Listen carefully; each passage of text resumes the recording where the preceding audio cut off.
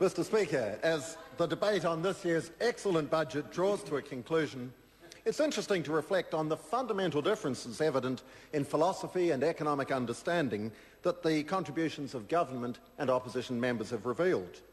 Where government members have championed aspiration, members opposite have championed envy. Where government members have demonstrated our determination to assist New Zealanders to gain extra rewards for honest endeavour and improve their lot in life, members opposite have resisted the measures that have been so widely and so warmly welcomed, including by many of their own supporters, preferring to ignore the fact, the indisputable fact, that this budget leaves the vast majority of New Zealanders significantly better off. Where government members have focused on achieving economic growth, creating a fairer tax system and encouraging investment in jobs and research and household savings, members opposite have argued for more of their failed policies of the past 9 years, which saw government spending lurch out of control and the best economic circumstances of a generation squandered. In short, Mr. Speaker, where government members have focused on the needs and the goals of the many, members opposite have contrived to manufacture problems for the few. Opposition members' hearts haven't been in it in this debate, Mr. Parker.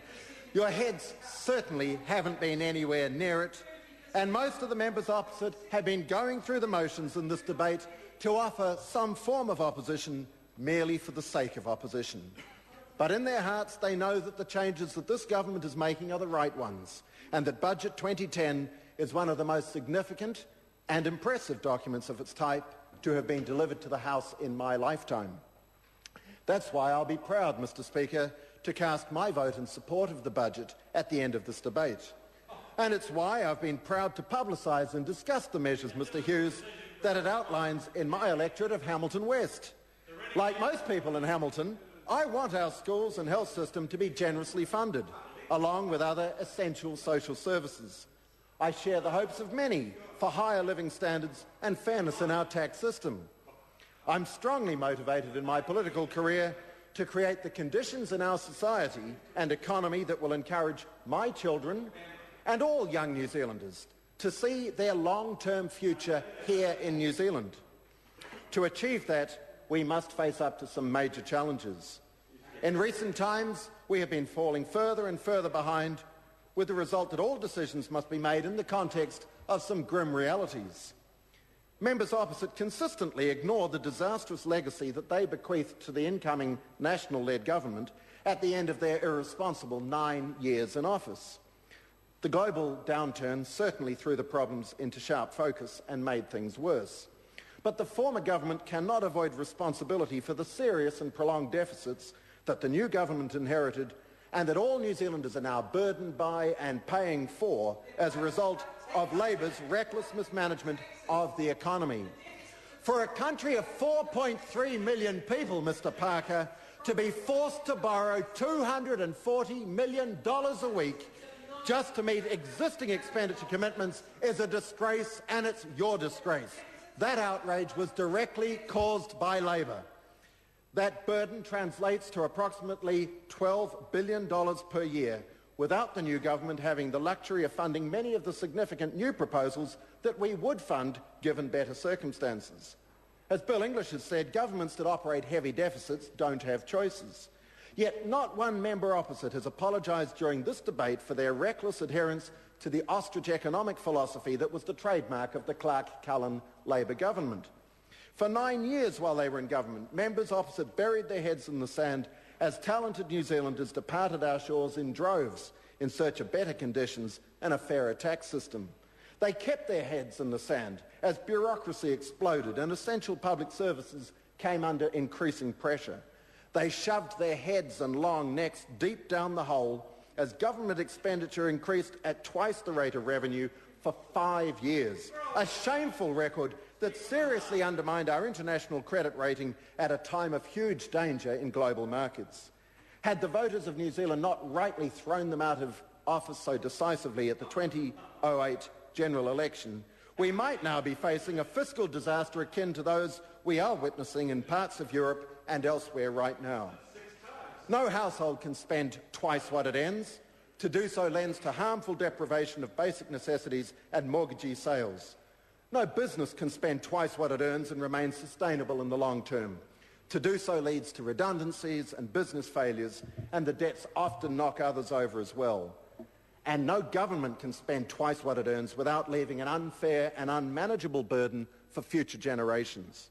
With that sort of reckless stewardship from the previous government, is it any wonder that under Labor, New Zealand has saved less and borrowed more? That's why I'm proud of the leadership that Bill English, John Key and the current government have shown to steer the good ship New Zealand through the stormy waters that our economy has faced since we came into office.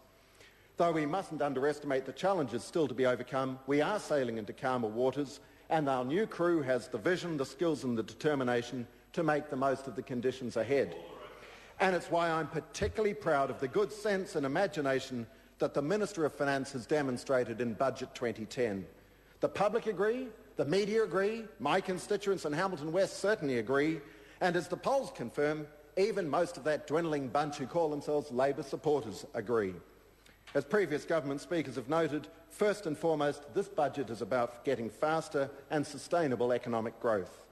That's the most important thing we can and must aspire to, because it's the only way we can secure the higher paying jobs and opportunities that hard-working New Zealanders demand and deserve.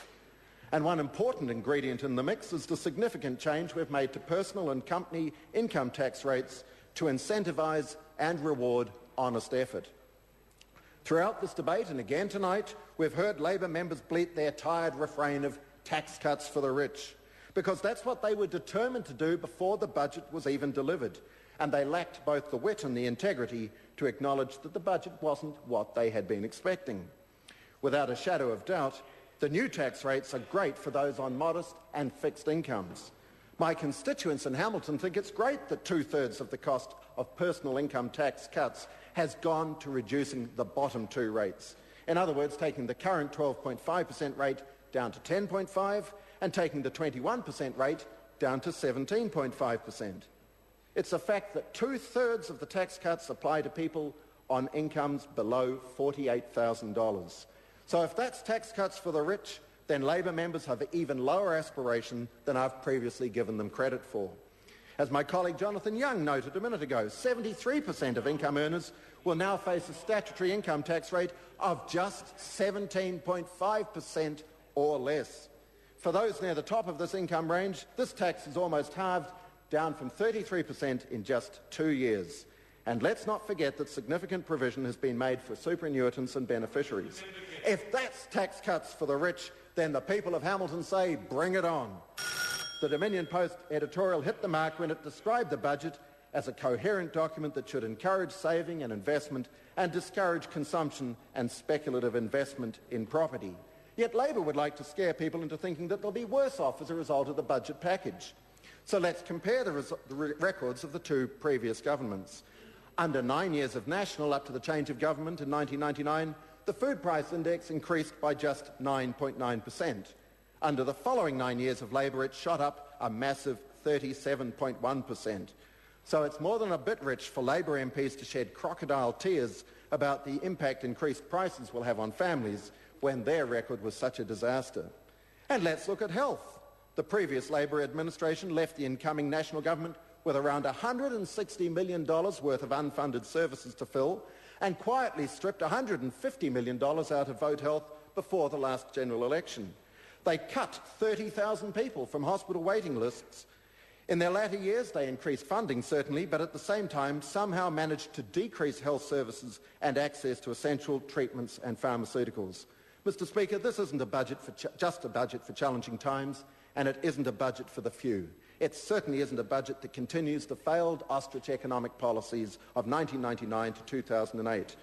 This is a budget that will attract home talented New Zealanders. It will provide the right incentives, fairer rewards and significant growth. So I say well done, Bill English, well done the support partners in our government, and thanks to your efforts, soon we'll be saying well done, New Zealand. This is an excellent budget.